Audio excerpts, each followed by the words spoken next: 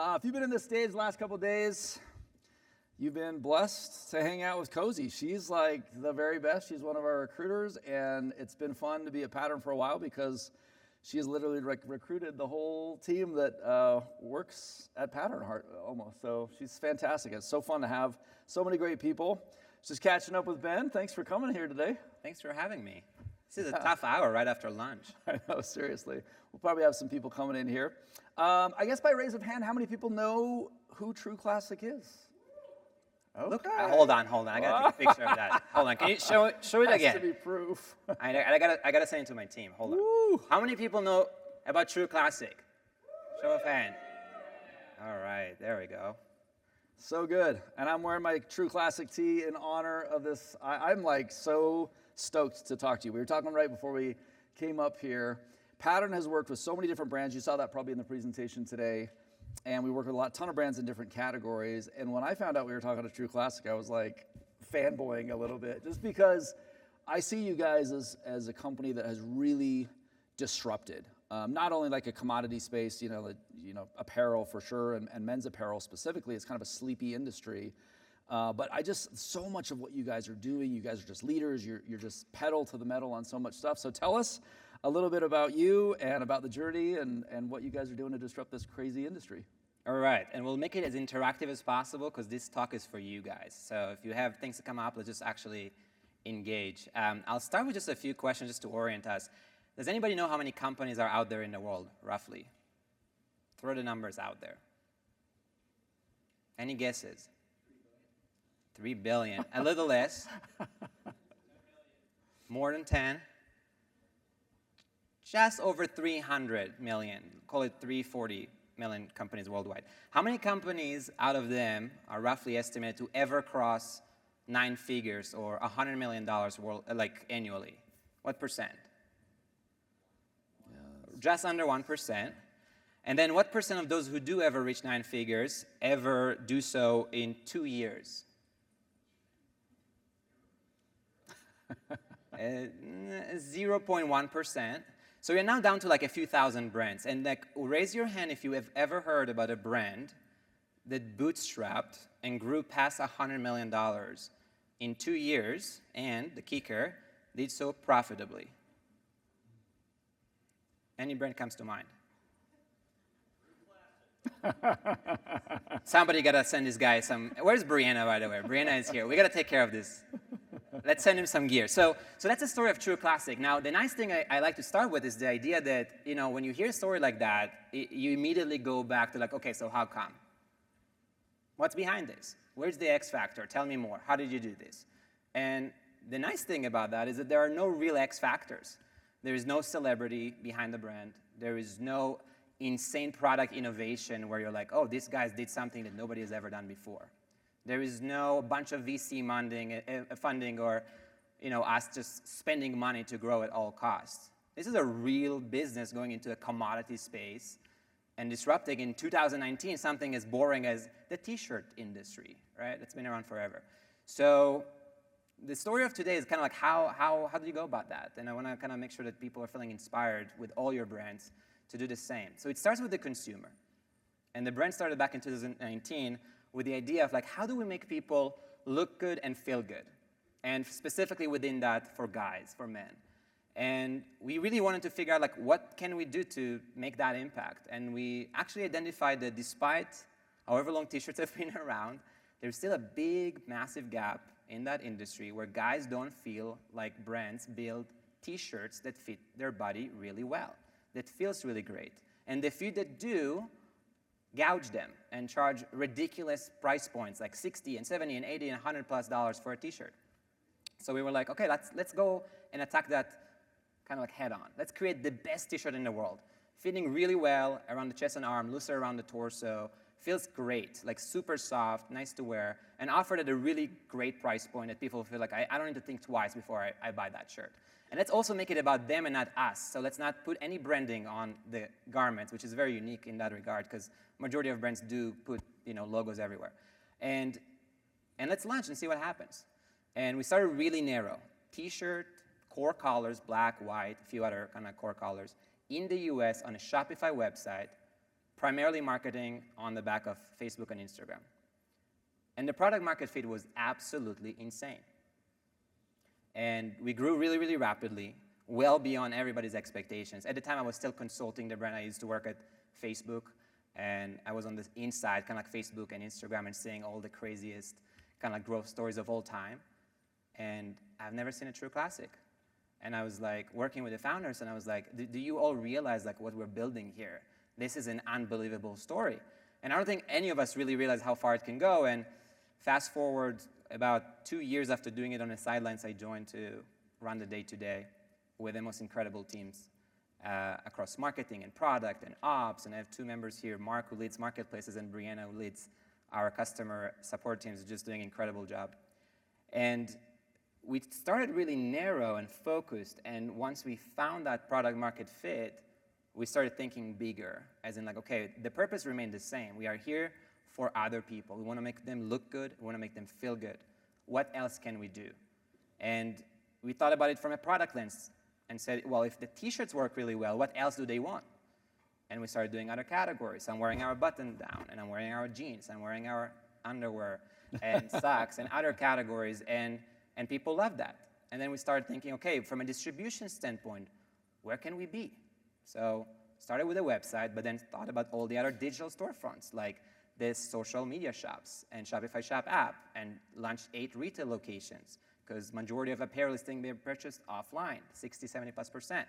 And then launched marketplaces, like what Partner helps us do, with Amazon and Walmart. And then we are launching in wholesale. We're launching as we speak nationwide, full stores with Kohl's, over I think 1,300 stores, and more things to come on that front. And that's one side of distribution. The other side is the markets. Which countries should we be? So at some point, call it about a year and a half now, I think, ago, we were like, let's make ourselves available everywhere, because the problem we solve is not a US unique problem. Guess what? People need great t-shirts and apparel worldwide. So we expanded D2C globally, and now we're shipping to 190 markets worldwide. And then on the marketing front, we were like, okay, we started with Meta, and that was kind of like the core. What else? Obviously Google, and then TikTok, and then TV, and then direct mail, and podcast, and you name it, we do it or test it. Even like relentlessly testing is like, now we're testing again with Snapchat, because they're coming back around, even though we've tested it 5 times before and it failed every single time, because we are never giving up on what's the latest and greatest. And within that world of marketing, we thought about the tech stack, like what should we have in terms of marketing tech and ad tech, how to set up the right pixels and pass the right signal. In terms of measurement and analytics, how do we really make sense of this world? Like what's driving the business? What's incremental? What's marginal? And in terms of creative, which I would say is where we put 70 plus 80% of our effort, how do we engage with people in a way that people like to be engaged with? And that's a huge part of our ethos. We don't go out there with the specifications of our t-shirt. Here's a t-shirt, and it's 60% cotton and 40% polyester, and get it. Like, who cares? The consumer definitely doesn't. What's the emotional benefit? Why do they actually care to try this t-shirt in the first place? What do we sell them? Confidence? Self-esteem? How do we illustrate that in a video form? How do we make them aware of what this t-shirt can feel like to be worn, right? And we put so much energy into this like psychology-based marketing, and that made a huge difference in building the community. And when we do have the opportunity to engage with them, and Brianna can attest to that better than anybody else, and they do reach out, we don't view customer support as a cost structure. We're not trying to just minimize the cost. We view it as an opportunity to connect with the most important person in our universe, which is our customer. So what does that look like? Maybe it's a female that's expecting a baby, and she's reaching out to Brianna, our team, and saying, I need a different size for my husband. But when they learn that she's pregnant, they don't just give her the right size, but they might send her a nice maternity package just to show up. Congratulations, that's awesome. We're here for you. And that might be a negative ROI on that customer experience or interaction, but we view that as an amazing story to be told by a customer who was just so blown away by a company that just went above and beyond and wouldn't expect it from us, because, you know, we're not Ritz-Carlton and we're not Nordstrom. We're selling affordable basics. So when you reach to customer support, you at best hope to be able to get what you ask for done. You definitely don't expect a company to really show up and brighten your day. And that's kind of been the approach. The journey has been insane in a good way. And we're really thrilled about the partnership with you guys. And earlier I told John when he showed the galaxy of marketplaces, I was like, I want to own it all. How do we go on this like global domination journey together? All marketplaces, what countries? We're just so ambitious in terms of like kind of like sending or like showing up there in the broader world with True Classic and helping people across the board just look great in their day-to-day. So super stoked to be here and about the opportunity that we are. Yeah, well, I'm super excited too. And you know, brands like yours make our job easy because there's just such great products. And there's, like you said, there's such good product market fit. I guess to that point, I don't know when the last time y'all tried on, and I really apologize if Haynes is in the audience. I don't know if they are or they're not, but it kind of feels like a potato sack or something like that. I switch back and I'm like, oh my gosh, I didn't realize like the difference in the fabric and the materials or fruit of the loom or you know any of that sort of stuff.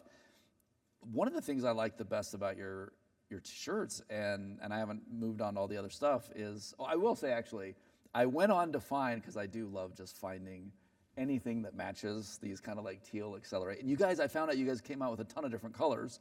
So I got all stoked because they do have a color that's like close to this, but they were all out of stock. You guys are selling them like hotcakes.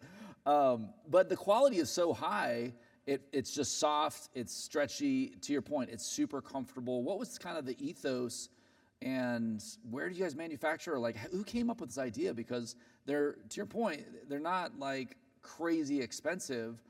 They're more expensive, but to me, it's like, it's totally worth it. So who came up with that idea, and what was the thought in the beginning, I guess?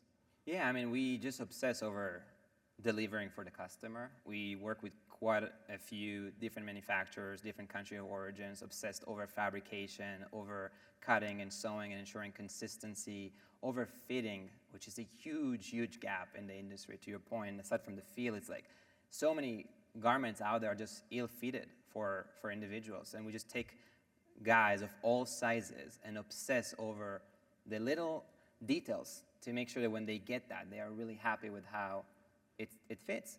And the part that you just mentioned is like, and I think we all know that because there's, I assume, how many are brands in the audience? Raise your hand. Are brand operators? Or, yeah. I mean, we all know that product COGS is not the main driver of consumer price point, right? Things don't cost that much. And if you are trying to improve quality, you don't necessarily need to break the bank in terms of like, now I gotta pay 10x more to create a really quality product. And what people do at times is operate their businesses really inefficiently and let OpEx grow really crazy, spend marketing dollars on splashy brand initiatives that don't yield any results, do a lot of other things that force them to charge a premium to make ends meet. And we, from the get-go, were like that brand that's there to service the customer. We operate an insanely lean team. We're like north of $200 million in revenue, and we have about 50 people full-time. We do not do anything splashy. We allow, you mentioned it earlier, we allow the customer to enjoy the consumer surplus through packs, because when we give them, let's just say, a pack of 6 shirts, we can drop the price points even more because the variable cost to us is not as high, and we kind of like lump in the fixed cost, so they get the consumer surplus. We do everything we can to basically really be there for them and what they need from us. And I wouldn't say that you have to compromise quality for the sake of being affordable. I think that's actually a misconception in many industries. And I would actually bet that majority of customers, to your point, yes, we are a little bit more expensive than some of those competitors you mentioned, but we're that much better. And a lot of people would be willing to pay just a little bit more for that amazing quality, right? Would you be able to pay, I don't know, or willing to pay 10%, 20% more for something that's like 10 times as soft or 5 times as well-fitting, right? We're all value shoppers at the end. It's not just a cost thing, it's what do I get for what do I pay? And we're a value brand. We're a brand that when people shop our site, they're left feeling like, wow, I've got a lot of stuff, and it's freaking awesome for an unbelievable price point. And that's the kind of feeling we want people to have. Yep. And that's how you turn customers into true fans, because they feel like we're dealing with them in a really fair way, and they enjoy supporting us. Yeah. Well, I know there's going to be a ton of questions here. Maybe we'll take a pause and just, well, I'll ask one more. We'll take a pause, and we can come back to some of my other questions because I could do this all day. We showed, I think I probably showed this, Dave probably showed it in his slide, this e-commerce equation of revenue as a function of, driving traffic to listings, converting that traffic, basket size or price, and then availability. And I'm just like so impressed by you guys growing this profitably, kind of like from day one. To your point, there was no X factor. The X factor is math, and just starting it. How did you guys think about it? Because it's pretty rare. It's pretty rare. I think I was talking about before that our CEO's jaw drops when he talks to a brand. Just because we've seen so many brands, we talk to hundreds of brands every single month.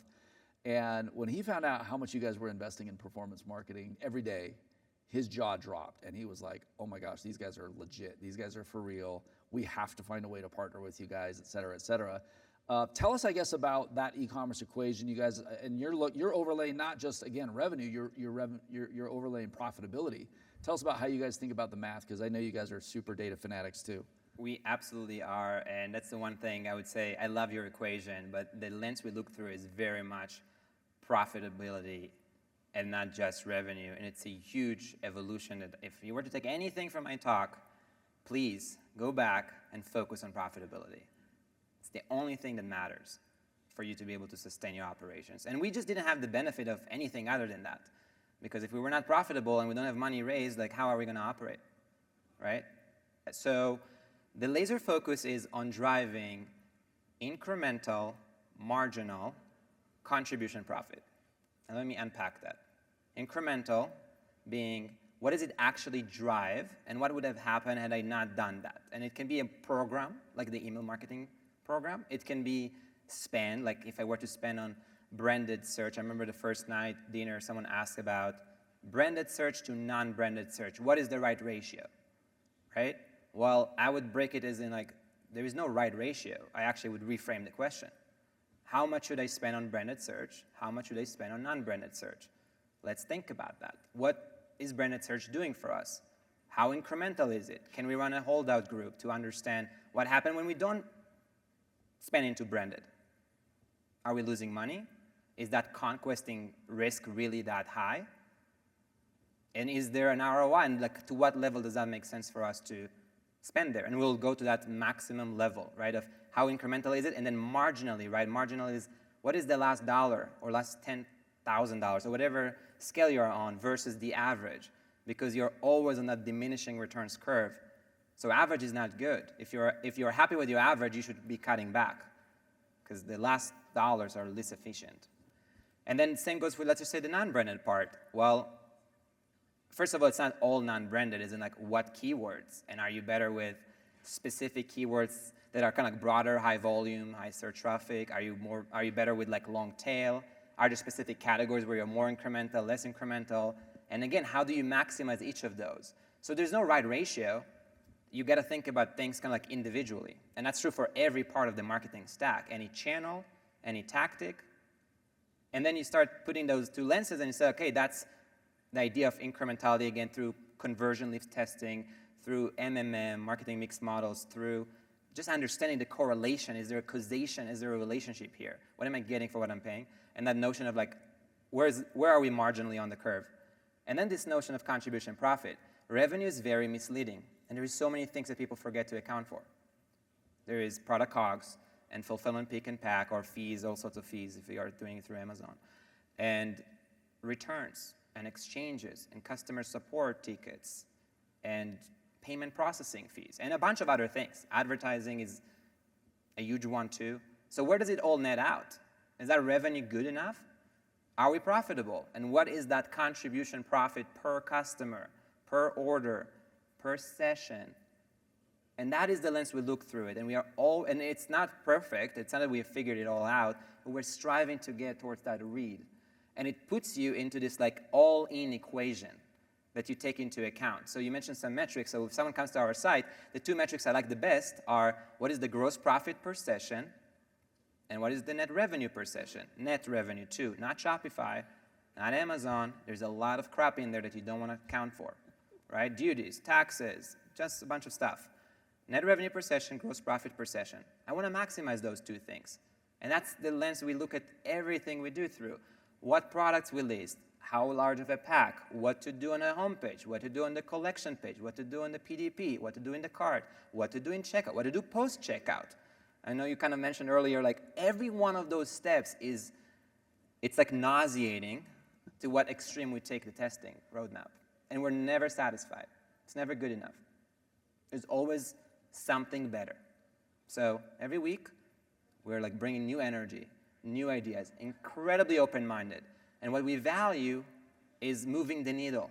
So if the needle is gross profit per session, what are we going to do today that's going to yield a better gross profit per session than yesterday? What about this week versus last week? What about this month versus last month? And that's the number one value of True Classic, move the needle. Every single person within this company knows that. And we're very metric-oriented. So define the right metric and then focus on moving the needle. And there's other values that support that. So for example, go fast. We believe that speed matters. It matters a whole lot. We're extremely like action-oriented. We believe that done is better than perfect. Kill the friction, kill the nonsense. Just go and try it. Don't be in analysis paralysis 4 meetings down the road still talking about what you want to do next year. Just go ahead and do it. And that's kind of like the mindset. And what it allows you to do is have so many repetitions. So do we fail? We fail thousands of times probably a month, but we fail forward pretty aggressively. And we just keep iterating and iterating. And what comes out of that, if you focus on the right things, you iterate really quickly, and you go through these like cycles of execution, is you just execute better. So you don't need a lot of X factors. You're just better than a lot of other brands or competitors in a given market. So the focus is on execution, and the other value of True Classic is, therefore, execute like a pro. Because execution is what matters. It's not the meetings, it's not how pretty the slides are. It's how we show up in the real world. And then when it comes to challenges, which we all face and we do as well, it's a matter of how do we attack those challenges. So the other value is be creative. And creativity is not just through the advertising lens and being really thoughtful with how we tell our stories and how we resonate with the customer. Creativity is in how we attack problems in this like multi-dimensional way of thinking. We're not seeing any boxes, let alone thinking outside of the box. Everything is possible. No constraints, just a goal and what needs to be true in order to get there. First principle thinking in every problem, every challenge, everything we face. And we're incredibly comfortable with change. We actually embrace change. We love change because it changes for the better. And last but not least is this value of like leading with empathy. And empathy is like really underrated. And it doesn't necessarily mean that you agree with the other person's point of view, but you seek to understand. You seek to understand the customer better than they understand themselves. If we talk about that female, I always think about the fact that we have so many female customers and we don't sell anything for females. Why is that? Because we really understand her on a deep level. And why is she buying for a significant other? Because nobody cares more about her husband looking good and feeling good than his wife or girlfriend. So when she buys, like what does it do for her? Well, she's feeling that sense of satisfaction because she knows that when he's wearing that shirt, he's going to look good, he's going to feel good, he's going to feel confident. She feels a higher sense of security when her husband is feeling his best, and that serves her. Okay, so how do we highlight that emotional benefit for her in our ads? Right? That level of empathy, that level of like deep thinking. Same goes with partners. When we work with Pattern, like how do we create the best mutually beneficial partnership ever? Not just being a client that just bitches and complains. Like, we're in this together. What is in this for you? How can I show up? How can I support your company? And what can you do for us? How can you support our growth? That's how we approach every partnership. And we don't take partnerships lightly. And same goes with employees or agencies or anything, right? Like, what's in it for them?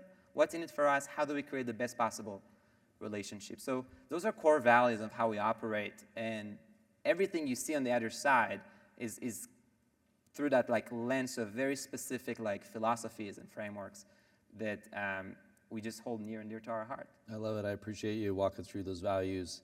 And I know we had chatted about those, the first time we met, and it's so amazing to think about. And I think, you guys have done a really good job sometimes with super data-driven companies, especially those in your space with like performance marketing, and they kind of keep sub-optimizing or at least continue to optimize. on one channel just to eke out all the profit. And I think you guys have done a really good job at coming up, like continuing to drive down cost, drive down efficiency in that channel, but then coming up and saying like, hey, let's do retail. Retail may not be as profitable as a channel for us, but it's gonna get us more eyeballs. Or let's go back to Snapchat. Maybe we missed something the first time. And so I just love that, you know, to your point, staying creative, looking up, recognizing maybe that not all channels are gonna be equal. Amazon takes a lot more fees than your D2C, but it gets you a lot more eyeballs, and all back to that overall strategy. You can't, you know, kind of pull the same levers on a marketplace that you can on D2C. But there are other levers that you can pull. So that's great. Listen, we have so many other questions, but we have a big audience here, and we have a genius in our midst. So I would say maybe we just pass the microphone around. And does anyone have any questions so far? I will, as it gets passed, I'll make sure it gets to you. Does anyone have questions? One back over here that I can see. And just wait 2 seconds till it might get you, because I want to make sure everyone can hear. Yeah, hi. First off, very familiar with the brand. I get a lot of the ads, so great job there. Secondly, Have you bought it? We've got work to do, man. I'm currently trying to switch from cuts. They're too expensive, like you were saying. So, but if you were to start, I know you said you founded in 2019, right? And you started with meta ads primarily, if I remember. Let's say you're starting all over today. Meta ads aren't as effective. What channels would you start with? This is coming from a brand that is very big in B2B, but is moving into D2C, kind of doing the opposite of what you're doing with moving into the retailers now. It's a great question. And guys, I do not own any meta stock or anything like that to inform that, but I still very much believe that nothing comes close. Meta gets a lot of heat because it used to be that much better back in the day. It used to just be a money printing machine. It was kind of wild in a good way, those good old days. I still don't think I would focus, if I were to start a new brand, I would not focus on anything outside of Meta until I master that.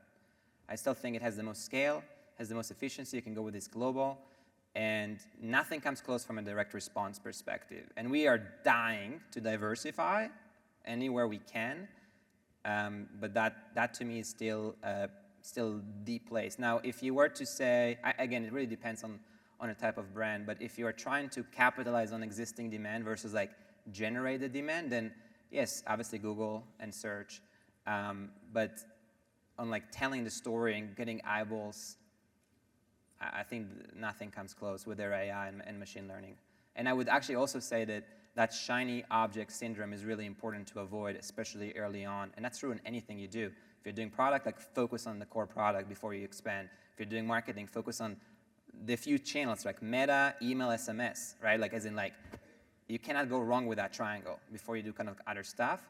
And once you establish that, you want to continue to evolve. But don't take any of those, you know, kind of like statements at face value. I would say test Google, test TikTok, test YouTube. See what you get. Awesome. Another one here, very close. You want to come in here, Nate? Coming to you. Comes the mic. So with how saturated or massive or fragmented the t-shirt market is, it sounds like you're differentiating based off of product quality, price, and then also your ability to kind of like emphasize the fit of it. Can you go into a little bit of like your R&D, and like you said at the very beginning, like your product market fit was just nailed really at the beginning. Kind of the process of your R&D to kind of get those features, that quality and that price down, but also kind of like understand like you had really found that fit. Yeah, for sure, man. Going back to first principle thinking for a second, if you're trying to do a t-shirt, right? Like what is a t-shirt made out of, right? Start with, there is a fabric, there is a color, you gotta dye this fabric, there is a cut and fit to it, you gotta sew it really well, right? You gotta ship it, pack it, and so you kind of take it like every step of the way. And you think to yourself like, well, when it comes to fabric, like what do people complain about, right? Is it maybe not soft enough? Is it not durable enough? And kind of, is it just the quality of like, I don't know, it falls apart, whatever it might be, and like how can we do that? So what do? You go to all the manufacturers out there who, by the way, work with the largest brands, and you put them all through a lot of like testing and iteration and design and changing different blends of fabrication, and do user testing and asking for real feedback, not confirmation bias feedback. I have the best founder in the world I got the best product in the world. Like, I want to know really what you like or dislike about this. And would you vote for that product with your own money, right? Like really being a truth seeker versus like, I want to confirm my belief in the world. Then goes to the fit. Like, and the fit was actually, I would say, one of the biggest problems that we have solved for, because there were so many shirts out there, especially let's just say you're a larger guy, right? Think about a brand in America. We have a lot of larger guys that focuses on giving them a t-shirt that fits their body well, right? Like makes them feel comfortable in their own skin. Can you name a brand that does that, you know, that like really focuses on them? We couldn't find anybody that did that, you know?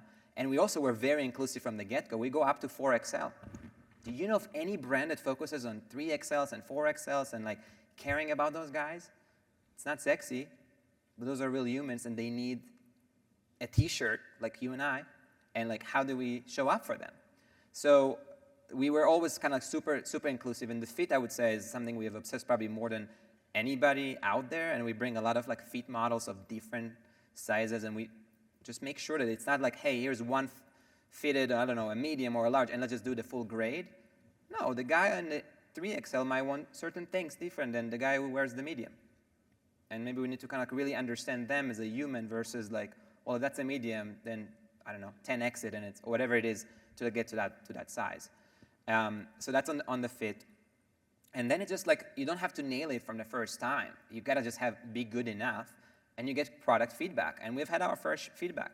And we've had feedback on the fabrication and how we can make it better. We've had feedback on the fit, consistencies or inconsistencies when you work across different factories and different countries of origin of where the fabric comes from. I mean, we're talking apparel, cotton. I mean, I don't know how familiar you are with that supply chain, but it's hard to get it right across millions and millions of items.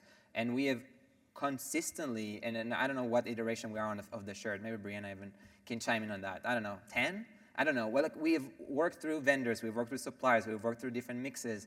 The colors, same thing. Worked through different colors, and are continuously, even in this state, like, what can we do to make this better? So the mindset is like, it's always evolving, like any other product. You want to just obsess over this enough to be feeling really proud that you have something that you are proud to sell. If anything, that makes selling really fun, right? Because you're not even, like, you're providing value to someone, right? If you're giving them a shirt that they actually love and it's a great price point, that's great value. It's better than what they can get elsewhere. So you go with that kind of mindset and really open to that consumer feedback, and it's iterative approach like anything else. Good. The dad bod is an elusive thing to get right? The fitting that is good. And you've had a lot of knockoffs, right? A lot of people you kind of created a category about this. And so I've seen a ton of quote unquote knockoffs or follow-on brands that have done. How do you guys think about the competition? Maybe you're flattered, but. It's how I try to think about it. I'm like, a lot of companies out there, and I see there's another question, I'll take it in a second, are really competitor obsessed. Right? Like, who is out there? What are they trying to do? Oh my God, they're knocking me out. They're like, I don't know, trying to like go after my market. They do this, and we get this all the time. Like, I'm talking about like there's complete replicas of True Classic, and we take down often. As we speak, we have this like crazy scammers attack on our like Instagram, trying to take our handles. Like we see our marketing everywhere. By the way, not just within T-shirts, other brands, different categories, different products, like taking stuff that we develop like to a T, no pun intended. But like, what are you gonna do about that? I mean, does that matter? Like, I mean, we're gonna fight the obvious ones, but good luck for everybody. And honestly, that's fine. Like, I do view that as a form of it's flattering. It means that you're relevant. It means that you're doing something right. You're inspiring people. It's a good thing. And then what we try to do is put all our energy and focus on that customer. I know it sounds so obvious, guys, but it's shocking how many consumer-packed goods do not focus on the consumer. It's kind of wild. Like, why do you exist? Right? Yeah. So put all that energy and focus it on that customer and really know them. Talk to them. Do you know how they heard about you? Do you know what brought them to their site today? Do you know when they heard the first time? Do you know why they buy it? You know why they come back? Why they don't come back? Like, just be really curious and understand that. And there is plenty of business for everyone. But if you deliver to that customer, you're going to win. And we're all here talking about Amazon. I mean, I think that's the best example in this entire world for what consumer obsession looks like. So we can all take a page from Jeff Bezos's notebook on how to do that really well. So we're very consumer obsessed, not competitor obsessed like at all. Love it. Thanks, Ben. Okay, any other So, questions? Ben, Oh, go ahead, please. Yeah. can you tell us a little bit about your rewards and loyalty program for your customers and how effective it is at driving incremental sales? Yeah, for sure. So we call this the Insiders Club. It's a new initiative, and the idea was, can we, going back to like the more a customer buys from you, the more surplus you can kind of give to them. So we were just trying to think about how can we really reward the most loyal customers to True Classic, right? So if you're just buying one time, if you're buying a single shirt or a single garment, you will get a worse deal, quote unquote, on a per item price basis than if you buy a 3-pack or a 6-pack or a 9-pack, and the discounts just keep going bigger and bigger as you buy more from us. And then we had this notion of like, well, what do we do with people who come back and they buy more? And how do we really reward them for that? So what we do is we have this Insiders Club. It's a very cheap entry point. We charge $12. And the idea is like, $1 a month. And really it's meant to be like, we want serious shoppers. We don't want just like a freebie to just, hey, everybody wants to be a member, and like, what does that mean? So there's a little bit of like a psychological commitment when you pay for something. You want to use it. And we want to reward those people. So they come to the brand. We give them basically a 20% cash back on every order. So on top of everything else I just mentioned, as you buy from us, you're getting credit towards future subsequent orders. And so if you bought $100 worth of stuff, if you bought it in a pack, it's already a crazy good deal. You can get like 6 garments now, try one of everything, $99, and you're getting $20 towards the next order. You're also getting free shipping. You're also getting better kind of like quote unquote customer support. You're getting access to our community group on Facebook where myself and Ryan was the other founder, and Brianna and the team, like we obsess over what these people are telling us, like nobody else. And we want to hear it all, and it's a really fun, engaging community that's kind of growing. And those are early days, but I'm a huge believer in that and talking about differentiating factors. And, there aren't like too many moats in a consumer brand, right? I mean, I can tell you all day long I'm making the greatest product of all time, but at the end of the day, like consumers are not loyal, and there's not too much of a reason for them to stick to one brand or another. We did want to find a method to encourage that in a good way that's really rewarding to those consumers and rewards the most loyal customers to the brand, and really take care of them kind of like at the highest possible level. I'm a big believer of that. I'm also a bigger believer in membership programs versus loyalty programs. And think about membership as Amazon Prime, Costco, right? Like those models. And I think that those models just ring true when it comes to consumer preference over earning coins, rewards, stars, whatever, for kind of like redemption.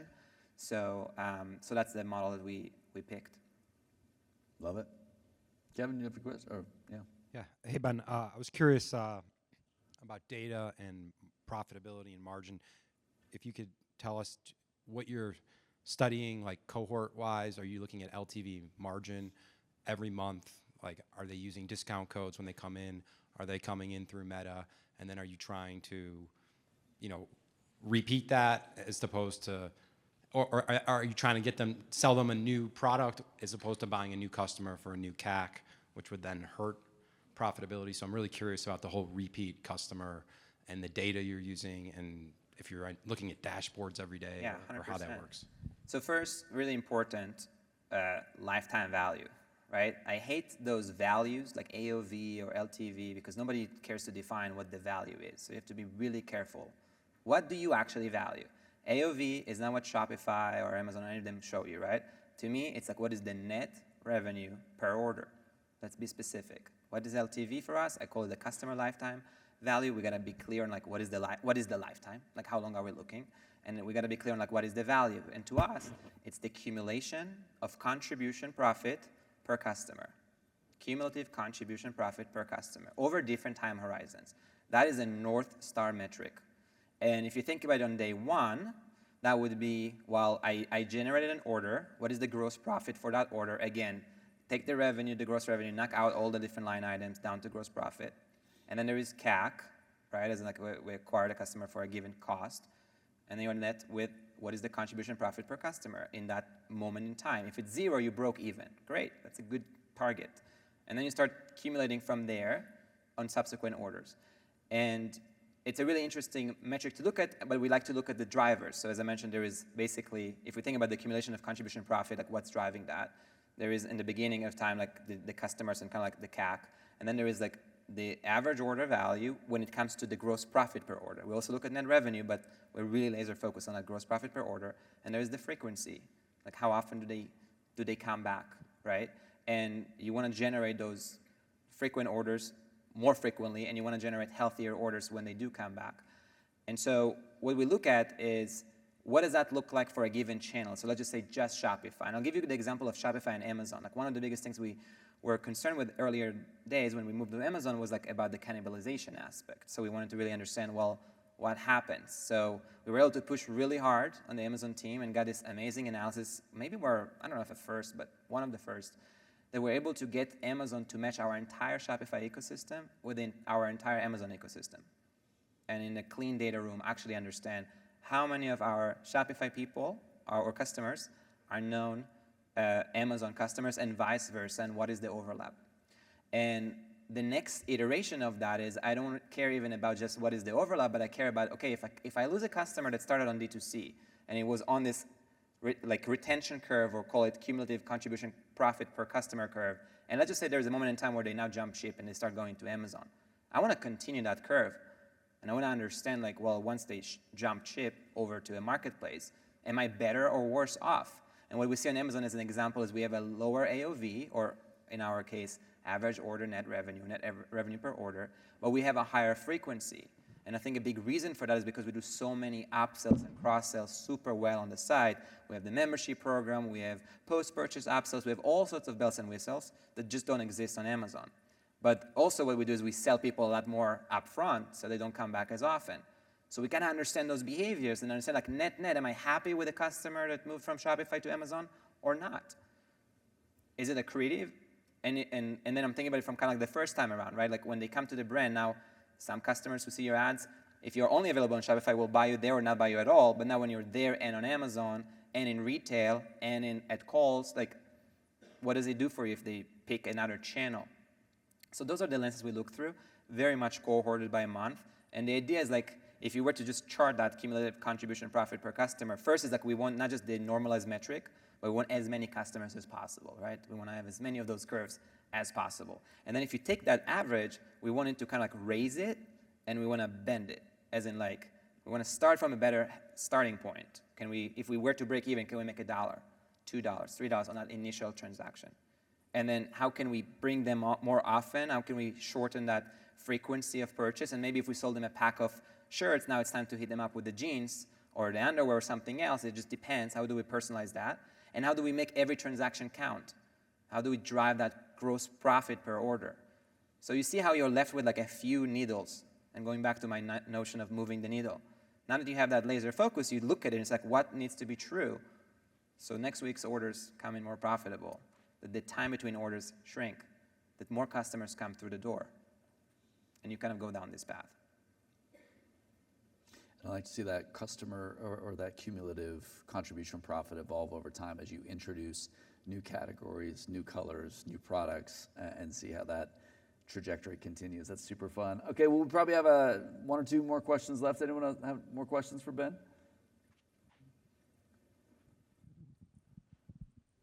Hi, Ben.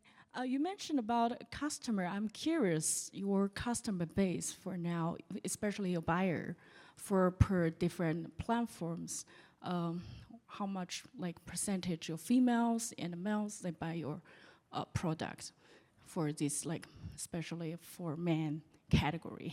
And the second question is, what's the key for you to make a decision? I want to go this men category because it's really rare. Somebody just focus on the one, like very, I would say low conversion like category here. Yeah, so we have a lot more insights on direct-to-consumer, kind of like obviously, but what we do on Shopify, and if anybody is on Shopify or you have your own website, I love the post-purchase survey. I think it's an incredible insights tool because you can ask at the end of every transaction a bunch of really good questions. And you can just get insights like obviously gender and age, but also like who did you buy for, and When did you hear about us? And what drove you to decide today? And all sorts of questions like that. So on the direct-to-consumer side, it's about, call it like 70-30 split, men, women, give or take, but it spikes. So if you think about Q4, we see a lot more females coming to the site because they're shopping for others, and it's a gifting moment. Same goes with Father's Day and other moments like that. So it's not static, it changes, and you want to make sure that you're leaning into those demographic changes. Primarily gifting, I think, is what's driving a lot of those kind of changes.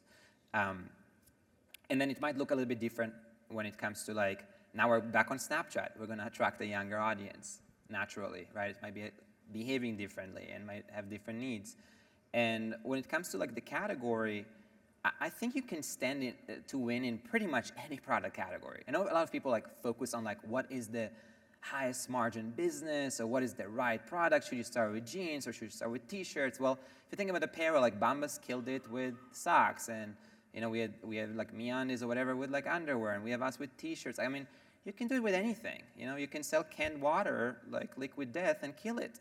And who knew that people would want water in a can, right? So I wouldn't really not think so much about that and more about, again, execution. Did you identify a real problem in the market? Are people looking for what it is that you're trying to create for them? Are you there to really add value to their life in a meaningful way? And if so, you would stand to win naturally in any category. And in that regard, I actually love the large categories because I believe that there is just so much room to do it better because there are so many lazy incumbents in all of them, just used to mailing it in and doing the same old stuff and just waiting to be disrupted. So that's kind of like how I would think about that. And your margin is going to come from pushing the delta between your customers' willingness to pay and your cost of goods.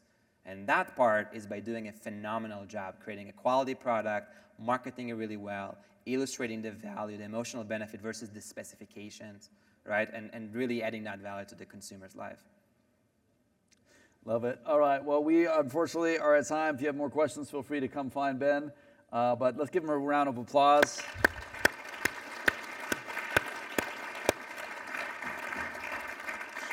I learned a ton, and I think my biggest takeaway is just do better. Let's all go crush it. Thank you, guys. All right. Thanks a ton.